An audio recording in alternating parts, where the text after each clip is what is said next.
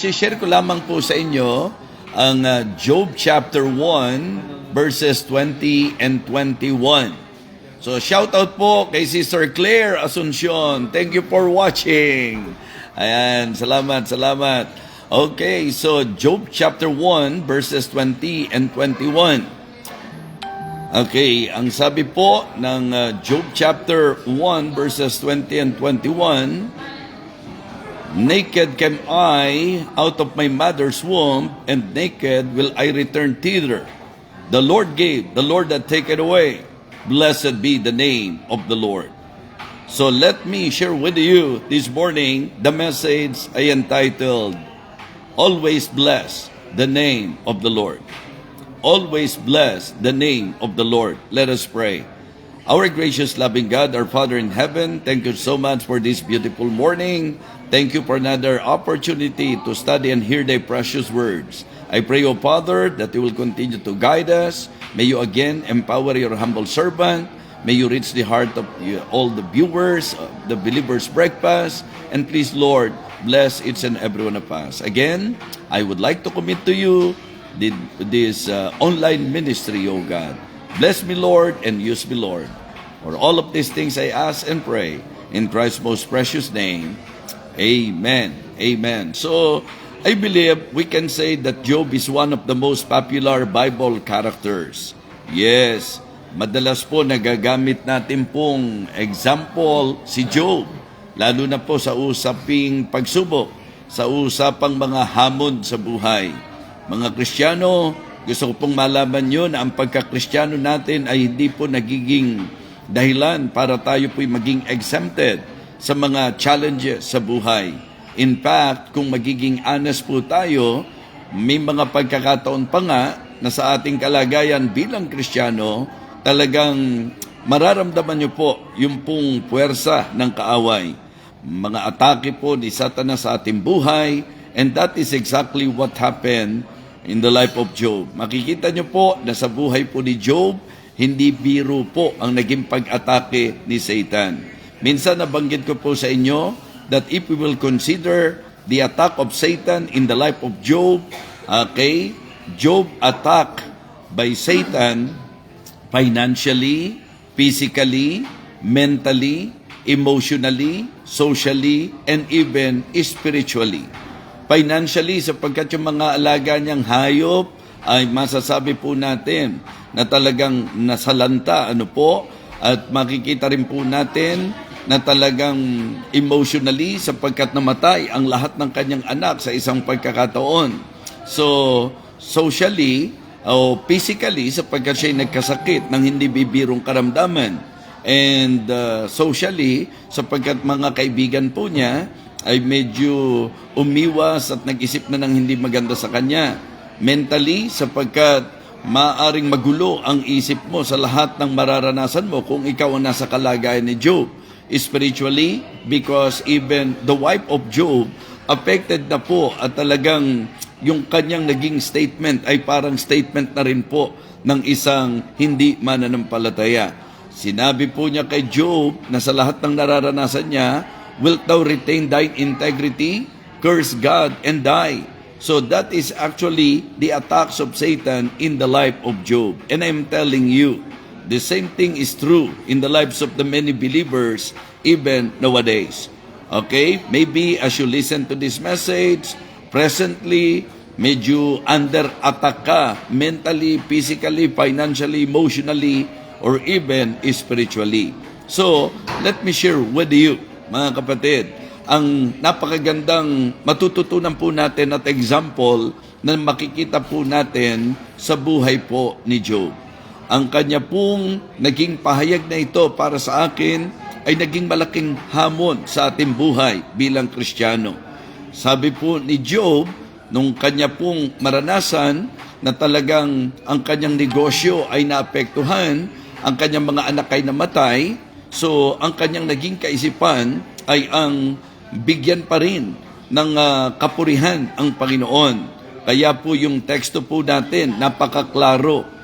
Hinarap niya ang realidad at ang katotohanan sa buhay. Ang sabi niya, hubad akong naparito sa mundong ito.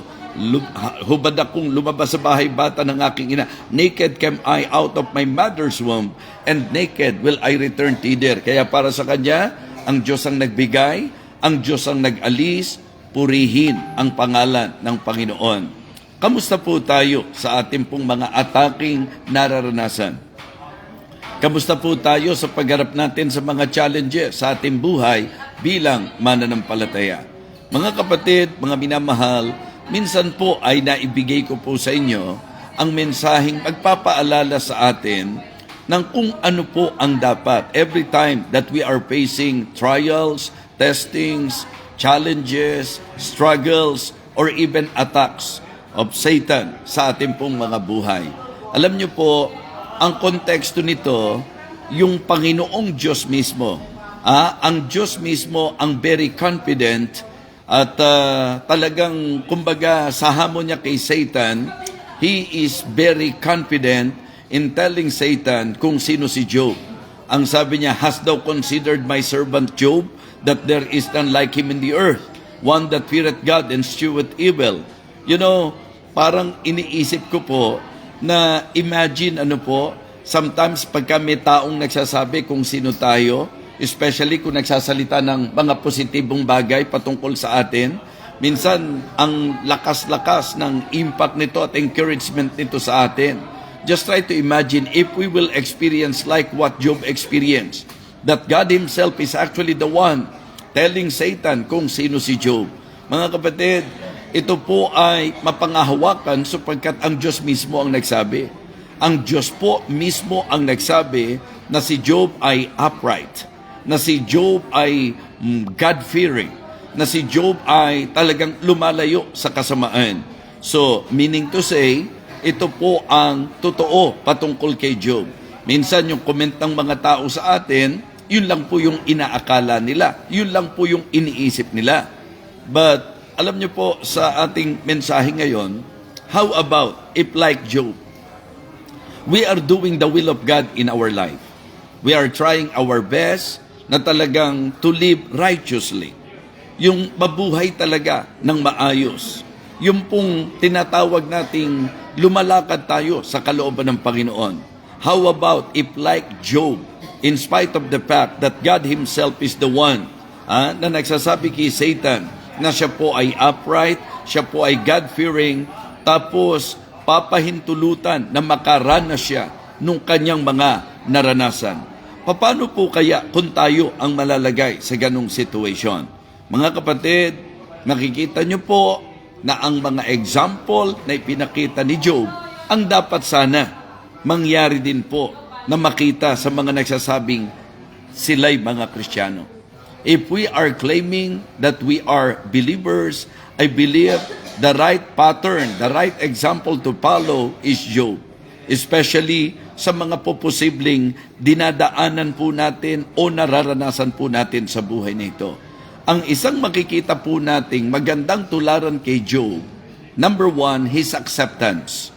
Yung kung papaano po nahanda niyang tanggapin ang lahat ng bagay na pinapahintulutan ng Panginoon. You know, it is good to be reminded, Christians, na sa buhay po natin, dahil sa tagpo ng Diyos at ni Job, ipinakita po na talagang anumang atake ni Satanas, nahandoon po na kinakailangan po ang permiso ng Panginoon.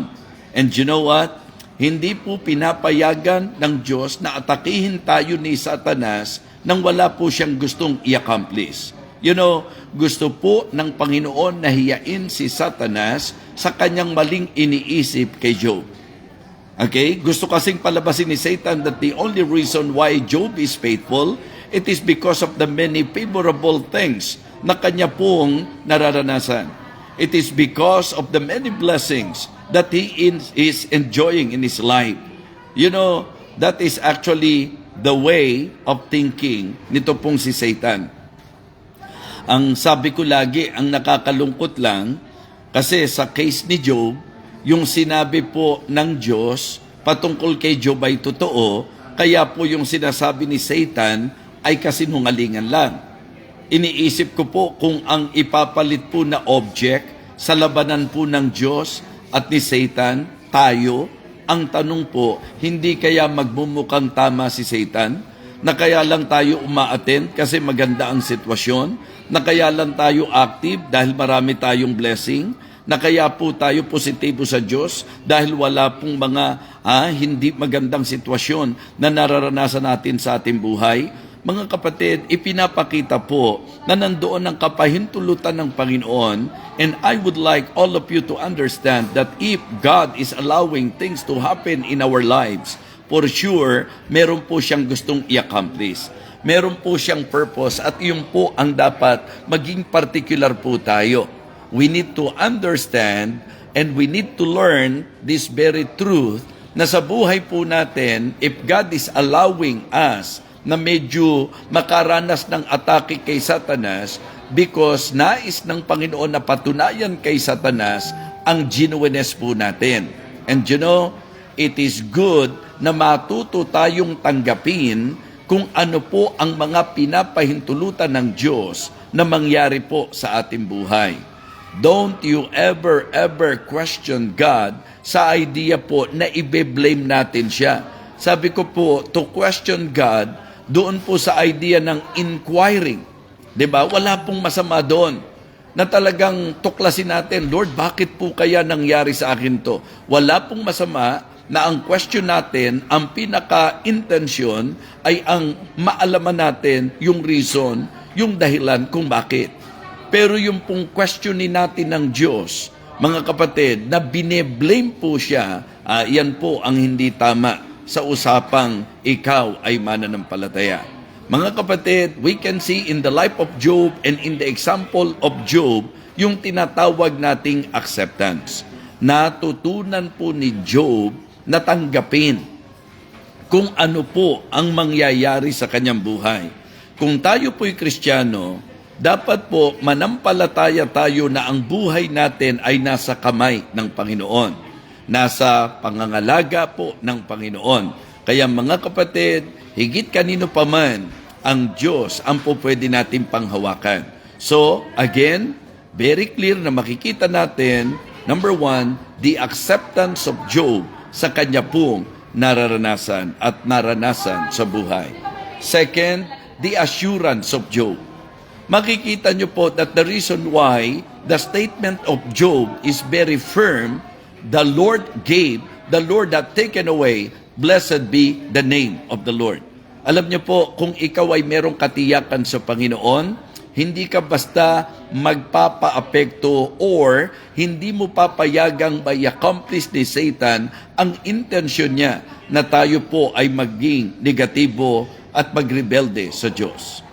In spite of what Job experienced because of his assurance from God, because of his awareness about God.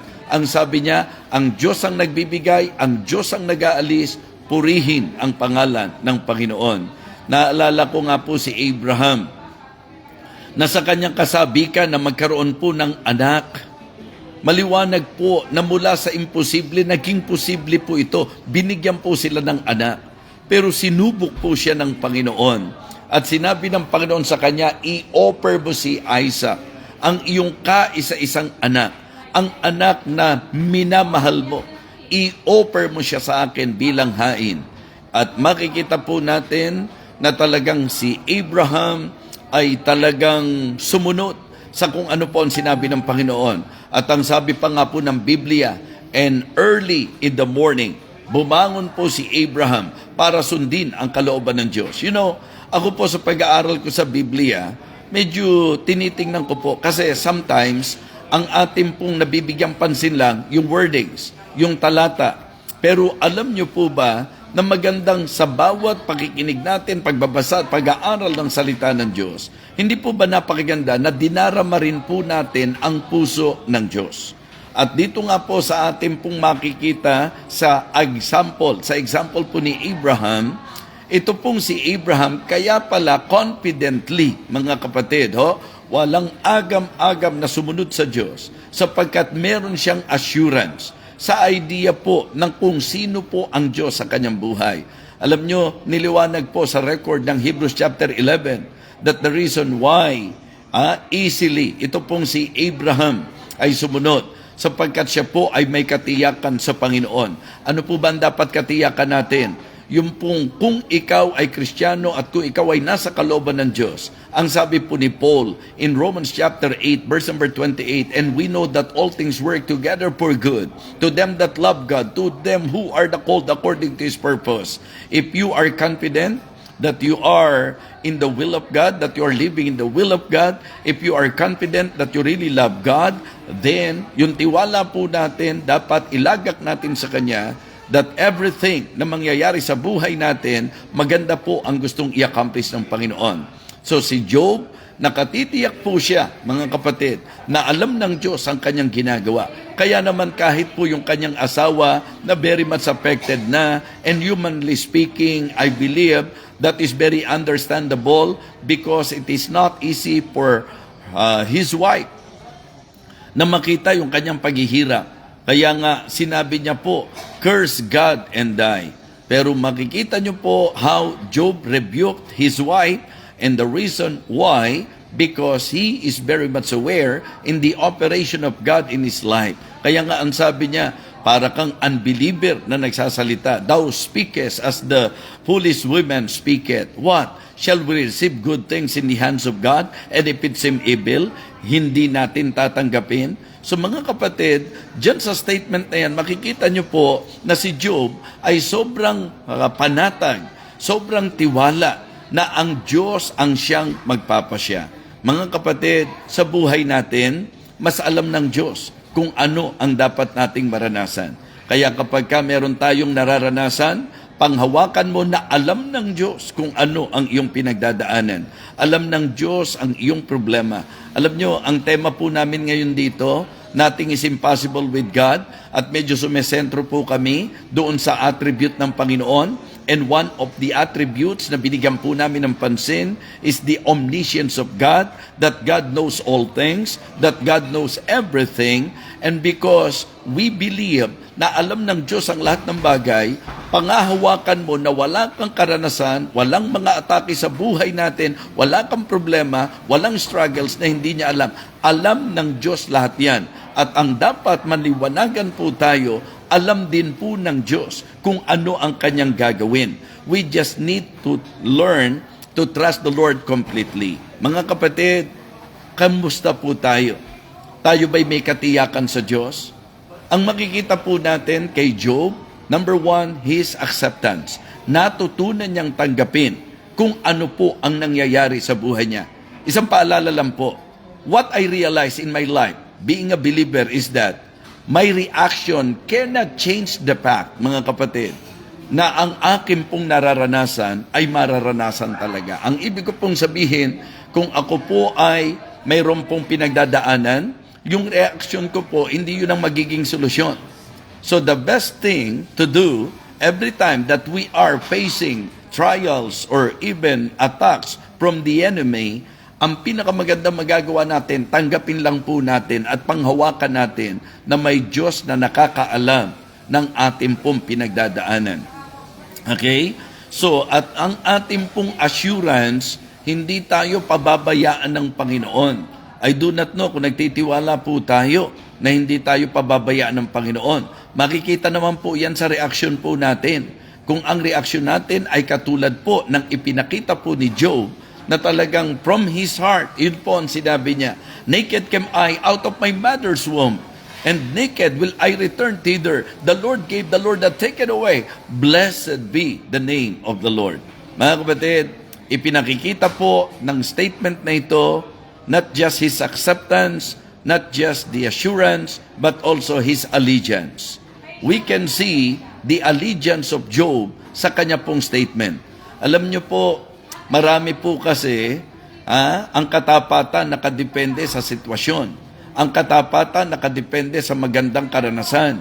Mga Kristiyano, kung ang pag-uusapan, relasyon po natin sa Diyos, at kung ang pag-uusapan, buhay po natin sa Diyos, sana po ang allegiance natin nasa Panginoon. Si Satan ayaw po niya na meron tayong allegiance sa Panginoon. Ang gusto pong gawin ni Satan, sabihan tayo, alis dyan sa Panginoon. Ang gusto po niya sabihin sa atin, kaya po inaatake niya tayo para bang tinataboy niya po tayo sa ating lapit sa Panginoon. Ang gusto po niya makita na mga Kristiyano, alis dyan, alis dyan, alis dyan. Pero ito pong si Job, hindi po. Hindi niyo mapapaalis basta-basta sa Panginoon because of His allegiance. Amen? So, how about us? Gaano tayo katapat sa Diyos? Gaano tayo kaloyal sa Panginoon? Gaano tayo kakapit sa Kanya? Mga kapatid, alam niyo po, ang isang magandang patunay ng allegiance ay yung katulad po ng three young Hebrews. 'Di ba? In the statement of the three young Hebrews, remember the story of the three young Hebrews? Nung sila po'y ipapatapon sa burning furnace sapagkat hindi sila lumuhod doon sa golden image. And then, nung sila po ay confront dito pong, when they were confronted by the king, ano po ang sabi nila kay King Nebuchadnezzar? We are not careful to answer thee in this matter, O king. If it be so, our God whom we serve is able to deliver us from that burning furnace, and He will deliver us from your hand, O King. So, yun pong statement na yun ay nagpapakita ng kanila pong assurance. Pero alam nyo po, ang very striking ay yung pong statement na, but if not. Okay? But if not, be it known unto thee, that we will not bow down nor serve the image that thou hast set up. So makikita nyo po mga kapatid, kasi ang sabi po ng iba, kung confidente na talaga yung three young Hebrews, bakit meron pa silang kung hindi? Di ibig sabihin nun, nagda-doubt pa rin sila, hindi pa rin sila sure? Mga kapatid, hindi po yun ang makikita nyo ron. Hindi po statement of doubt po yun. Nung sabihin po ng three young Hebrews, but if not, that is not a statement of doubt. That is for me, very clear, a statement of devotion po yun. Na ang gusto nilang ipadama, iligtas sila o hindi sila iligtas, hindi pa rin po sila lilihis sa Diyos. Hindi pa rin po sila lalayo sa Diyos. Yan po ang kailangan natin. Mga Kristiyano, na anuman ang maranasan, mananatili sa Panginoon. Nako, kung titingnan nyo po at aamin tayo, 5 po ang 5 ng mga tao na kung saan po pagka nagsasabing sila po ay maglilingkod sa Diyos, nakadepende sa sitwasyon. Ang ibig sabihin, talagang meron pong mga situational basis, meron pong mga seasonal basis, di ba? Yung mga Kristiyano na depende sa season, depende sa situation. Mga kapatid, ang allegiance po na ipinakita ni Job, anuman ang sitwasyon, ang sabi niya, the Lord gave, the Lord hath taken away, blessed be the name of the Lord. Actually po, siguro si Pastor Jimmy, nagtataka po siya kung bakit hindi naman po talaga kami from the very beginning magkakilala. Pero nung pong time na ako po'y unang napunta dito sa UK, isa po sa ginusto ni Brother Marlon Tahuna, magkakilala po kami ni Brother Jimmy. And then, nakarinig na po ako ng maraming patotoo patungkol kay Pastor Jimmy. Yung kanya pong karamdaman, and in spite of his, masasabi po nating battle, yung naging karamdaman po niya, hindi po siya napatigil nito sa paglilingkod sa Panginoon. And because of that, nahulog po ang aking kalooban sa kanya. Na-challenge po ako, na-encourage po ako sa kanya. At alam niyo po, ito yung naging dahilan kung bakit ang amin pong friendship ay naging matatag at naging matibay. At napakalaking bonus po ni Pastor SP sa buhay ko po sa ministeryo. At ang mga pastors po dito sa UK, katulad po nila Pastor Bello. So, sila po ang ginagamit kong example sapagkat presently, nandito po ako, and the reason why I am enjoying ministering with them, it is because of their loyalty to God. It is because of their dedication to God. It is because of their devotion to God. Okay? Yun po yung reason kung bakit kami malalapit, mga kapatid. Kaya po, habang kumakalansing ang mga pinggan, gusto kong sabihin sa inyo na dapat manatili ang ating allegiance sa Panginoon. Amen?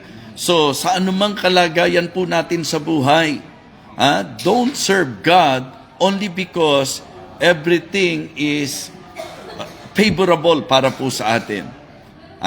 Maglingkod po tayo sa Diyos and let us always bless the name of the Lord. Mga kapatid, mga minamahal, one of the popular statements of Job, the Lord came, the Lord had taken away. Blessed be the name of the Lord. Malinaw na iyan po'y nagpapahayag at nagpapakita ng kanyang acceptance, ng kanyang assurance, at ng kanyang allegiance. Nawa ang message na ito ay maging paalala po sa mga nakakalimot sa katotohanan ng hamon sa buhay po ni Job. And you know what? Because of his acceptance, assurance, and allegiance, yes, he experienced so many struggles and battles and attacks of the devil in his life. Pero makikita niyo po na dahil siya po ay kinakitaan ng Panginoon ng katapatan, malinaw po na sa last chapter po ng Book of Job, talagang ang kanyang buhay ay pinagpalang higit at higit ng Panginoon. So if you really want God to bless our lives, mga kapatid, let us remain faithful. No matter what, whatever happen, just stay faithful. Mga kapatid, mga minamahal, magandang bagay po na ito ay ating matutunan sa buhay natin bilang mananampalataya. Well, sabi po ni Deep Thinker, akala ko Job's attitude. Hindi ba pwede rin po nating isama na napakahalaga ng tamang attitude sa anumang nangyayari sa buhay po natin? Mga Kristiyano, ngayong umagang ito, nawa muli po tayo napagpala. Nawa muli po tayong, makikinig po tayong muli ng music, pero muli po tayong napaalalahan na nawa ng napakahalagang aral na ito. Example na makikita natin sa buhay ni Job. At ang akin pong isinyer po sa inyo, always bless the name of the Lord. Huwag niyo pong i-bless ang pangalan ng Panginoon dahil lamang po sa maganda ang ating sitwasyon. Sa nakikita ko po, if we will put understanding sa napakaliwanag na turo ng salita ng Diyos, mas higit ang tamis sa Diyos ng pagpupuri ng isang taong may pinagdadaanan. Higit na may weight sa puso ng Panginoon. Higit na mayroon pong masasabi nating lalim sa puso ng Panginoon. Ang pasasalamat, ang pagpupuri ng isang Kristiyano kahit siya po ay mayroong pinagdaraanan.